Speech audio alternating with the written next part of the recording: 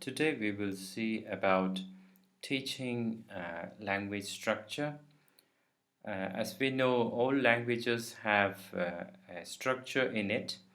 There may be a structure here. What we consider is the grammar structure. There might be a structure for there might be a morphological structure for the words of a language, but here what we consider is about teaching the grammar structure or the syntactic structure. So the syntactic structures of different languages vary according to the language family in which the language is found. So let's go inside, and I have prepared some slides so that we can understand this, and it might be useful for many many students so that they can teach. They will be able to teach the grammar and its structure in an easy manner. So let's see. Let me first reduce the size of this.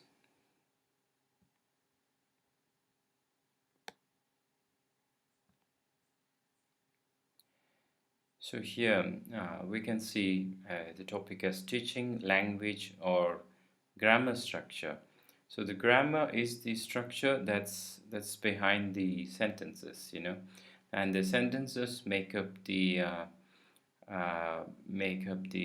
parole, or make up the language itself. All the talkings and all the writings, everything is made up of sentences, and the sentences have a structure called grammar structure. And as we know, the grammar of a language consists of subject, verb, and then the other parts of the sentence. So in a sentence, let's dive into the second slide. As you can see, the preliminary criteria for a teacher is that he or she must be competent in the particular language. So it doesn't matter that the teacher must know the language of the students, because a teacher can in some way, by way of expressions, by way of non-verbal communication, express the meaning of the words in a sentence to the students. So there is no need. There's not much need for the teacher to remember to know the language of the students. Instead, the teacher must be skillful in teaching the language itself, whatever the language he or she is teaching. So the second criteria here is that the teacher must have the adequate knowledge of the rules of grammar, or here they say that grammar is a system, is a self-regulating system. Grammar is a self-regulating system, and the system takes care of itself. The grammar is a constructive or the self-regulating mechanism in the language itself, and the system is able to evolve in itself, except in artificial language like Sanskrit. The grammar is extremely rigid and has never changed for maybe millennia, 2000 years now. So other languages, which are natural languages, have its own evolution, and the evolution, as we know, has for example, in English we have the Old English evolved into the Middle English, and then to the modern English now. And let me just move this. The teacher must not teach too many structures in a session. For example, a session might go for say 1 hour or 45 minutes or 40 minutes, or not more than 1 hour, because the scientific study is there that the attention span of the students is on an average, say 20 or the max 40 minutes for some people. So it must also be considered, and then one must go in a step fashion, as one after the other. When the teacher, after teaching one structure, the teacher must move on to the next structure. The first structure must be simpler. Yeah, let's see in the next slide. As it is told that the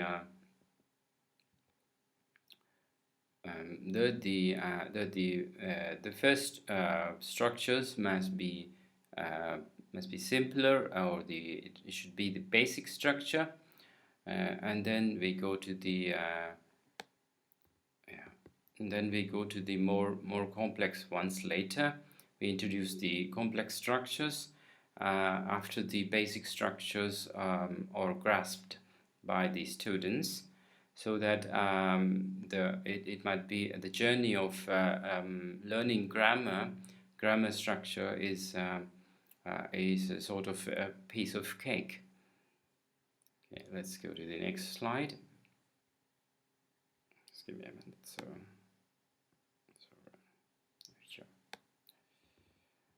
So here,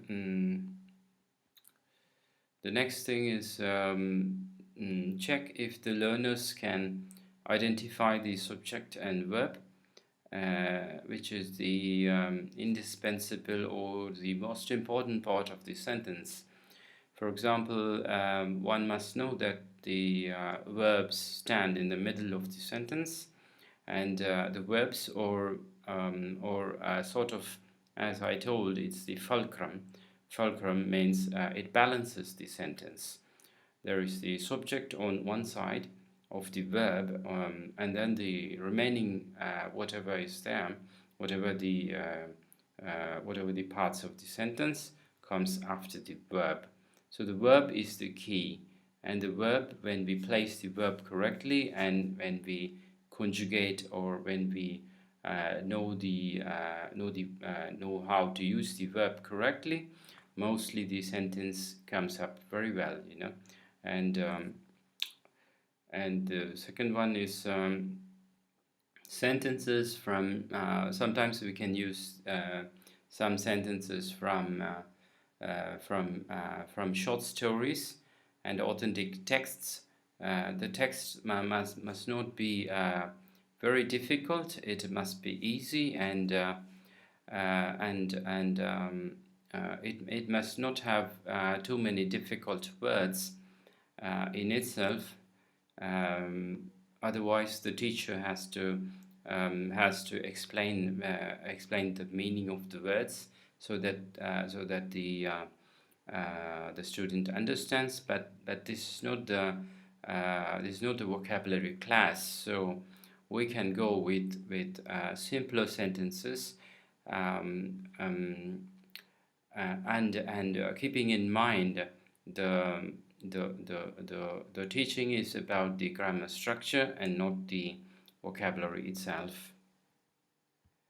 Moving to the next slide, and here after the student has identified the subject and the verb, we can move on to show some imperative sentences. In English, for example, the imperative sentence may not have the subject. So this is a sort of a shock, for the language shock for the student, because in their mother tongue, in the student's mother tongue, the subject is in there, it may sound natural, but in many cases, when I learned English, I thought there can be no sentence without subject. This is what was taught. So subject is the most important, but later I realized that there can be sentences without subject. We will see the examples later. Now in number 4 we can see ask the students to identify the type of verb. For example, the verb can be transitive verb and intransitive verb, and the tense of the verb, and we can give small tests and in the test, in a small test, the test may be like identify the tense of the verb, or identify the verb if it is transitive or intransitive. So the transitive, we will see in the example about the transitive and intransitive verb. In number 5, we can see that the teacher has to also pinpoint about how the verb agrees with the subject of the sentence, and how it behaves is the verb might change according to the person, and the number is the singular or plural, person is about the first person, second person, or the third person, and also the third one is the gender, or for example in sentences like Tamil, there is the PNG marker. PNG is the person, number, and gender marker, which is very clear, but in English it is not very clear, but there is marker, of course. There is the conjugation of the verb, the change of the verb according to the subject, the person, and the number, for example. Let's move on. Then we can introduce the grammar structure itself after the student identifies the subject and the verb being transitive or intransitive verb. Here the transitive verb, I have put the TV as the transitive verb and IV as the intransitive verb. So the first structure will be subject plus verb plus complement. Complement is whatever the things that come after the verb, and then in the second structure we can move to the subject, transitive verb, and the direct object, and then next we move to the more complex structure. That's the subject plus transitive verb plus indirect object plus direct object. We will see some of the sentences and the examples later on. Yeah, before moving to that, we will what we are seeing here is so what we see is we have to just clarify some things about the transitive verb and the intransitive verb, because the students should not confuse too much about the transitive and the intransitive verb. So here we can see the transitive verb sentence can be intransitive verb sentences can be introduced later, so that there is not too much input or there is not much confusion. But in order to clarify, we can give some examples here. For example, he hit the football, for example. So here the student should be able to identify the subject. The subject here is he, and then the verb is hit, which is it may be in the present tense or the past tense. Let's now consider here it as the present tense. The football is the object here, is the direct object here. And in the intransitive verb sentences, we can see that there is no need of object here. So here the sentence goes like this: he walked, or it rained. So it rained means we don't know. There is no need of putting any object here. It is just understood. I'm sorry. It is just understood. So and then in the next one, what we have to do is we have to clarify about the subject and the verb with regard to the present tense. For example, in the sentence I eat, here the I is the first person, and hence there is no S in the English language. But when we move to the third person singular she, then there comes an S. We have to add an S with the verb. So she eats, and then comes the and then so the next sentence is so the third person singular here. Is he, she, it. So he, she, it always takes an S with the verb. So this has to be clarified, and this has to be followed. And then we move to the next slide. So, and then the and then sorry, here it must be the plus complement. So it must be this one. So here, what we can see here is I feel happy, for example. So in this sentence, I is the subject here, and feel is the verb, and then happy is the complement. So this has to be clarified, and the complement here is the adverb happy. So there's no need of too much explanation here. Let's move on to the next structure. So the next structure is again the complement with complement. Here the show is exciting. Okay, the show is exciting. The show is the subject, is the verb. Exciting is the complement here. And complement here actually it tells more about the subject, as we can see here. I feel happy. So who feels happy is I. So it's a complement. It complements the subject here, and here, as we can see, is exciting. The show is exciting. So what is exciting is this show. So the subject is being complemented by whatever that comes after the verb here. Okay, then we move on to the imperative sentence.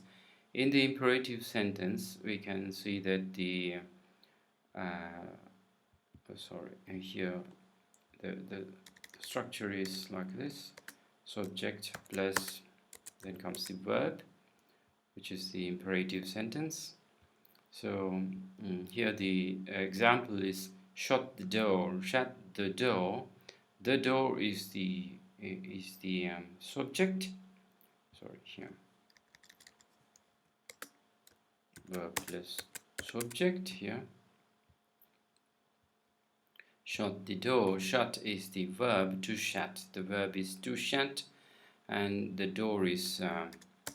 And here we have to remember to put the exclamatory mark. So the exclamatory mark comes after the sentence, and there is an intonation here. Shut the door. It can be a command or a request. In a request, we can use the polite form as the please. Please shut the door. Here we can use in brackets.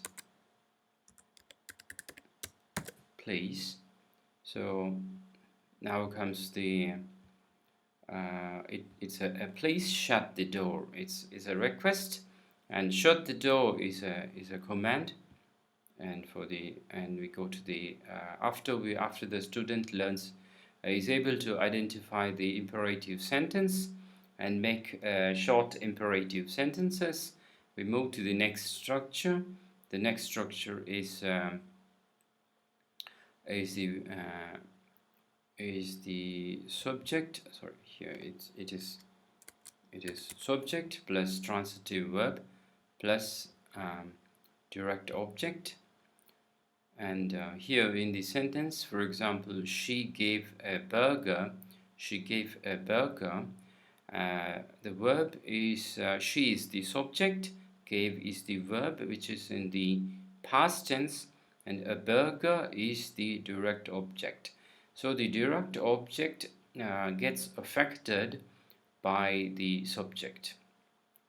For example, in this sentence, the burger moves from the hand of that woman. The person here moves to the other person.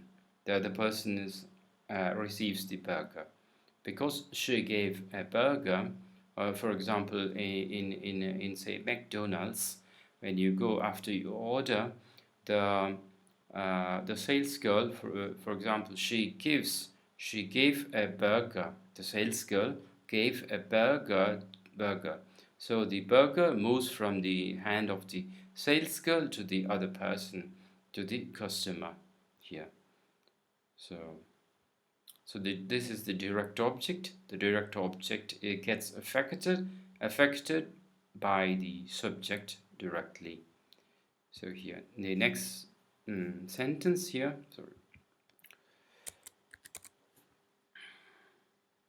next sentence is again the example of the same one, subject plus transitive verb plus direct object. The dog eats a cake. The dog eats a cake.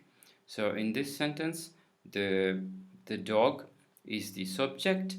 Eats is, as we can see here, it takes an S because the dog is the third person here, third person singular. So it denotes it. It denotes it. The dog is it, or he or she, whichever the way one considers. Some people say the dog as it eats a cake, or he eats a cake, or she eats a cake. It doesn't matter. So it's all the third person singular, and so the S, the verb takes an S, and a cake is the direct object. So the cake is being, and you can see the cake getting broken into pieces and going into the mouth of the dog. So it's a direct object. The direct object, the cake, gets affected by the dog. So in the next sentence, we can see, we can see it is the subject plus transitive verb plus direct object plus indirect object. So here we introduce the indirect object. Indirect object. So it has to be like indirect object plus direct object. This is the structure here. For example, here. Yeah. So here, as we can see, the in the sentence, the visitor gave me a flower. Gave me a flower. So the visitor is the subject. And gave is the verb, or the transitive verb, or it is the transitive verb here. And me is the Me is the indirect object, and the flower is the direct object. Because, for example, if we remove the me here, the visitor gave a flower, the sentence is very clear, and as you can see, the flower actually moves from the hand of the visitor to the receiver. For example, a chief guest or a patient here. We are having the corona times nowadays, so the visitor generally gives a flower to the corona patient. Yeah, so but here the sentence here, the me, the indirect object is me here, so the flower gets transferred from the visitor to me. Yes. So the flower moves from the hand of the visitor to my hand, So this is the so me becomes the indirect object. So indirect object is the receiver of the direct object. Here the doer of the action is the subject, and the receiver of the action is receiver of the flower actually moves to me, the indirect object. So let's move on to the next sentence here. Sorry, here indirect object and the direct object. So here I'm sorry for the structure here. The structure. Sorry. So the cook cooked her biryani. So biryani is an Indian dish, as we know, very famous one. There can be a mutton biryani or the chicken biryani or whatever the biryani it be, the prawn biryani or whatever the fish biryani, whatsoever it is. So a biryani. So the cook cooked her biryani.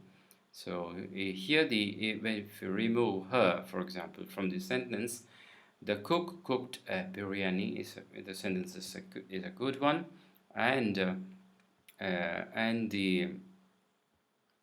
so the cook the biryani actually what we can see is the biryani is getting cooked up, and in the end there is a biryani. But here the cook is cooking a biryani for somebody, for her, for maybe a visitor or the guest, her, for example, here. So the biryani is given to her, will be given to her after it is cooked. So the cook cooked a biryani for her, or the cook cooked her a biryani. So it's an indirect object. So the biryani will be eaten by her, probably, or the biryani will belong to her. The cook is just the doer of the action here. So we have come to the end of the teaching language structure here. The teaching language or the grammar structure here. So I hope that there is something I have made clear, and some of the basic structures has been explained with examples, and I have also talked about the criteria of the teacher, how the teacher must be, the potential of the teacher and the attitude of the teacher here in the first few slides also, and I hope it's very clear. Thank you. Have a nice day. Have a nice holidays, and I hope everyone is safe from corona. Thank you. As I am a Buddhist monk, I pray that everyone be safe in corona. Thank you.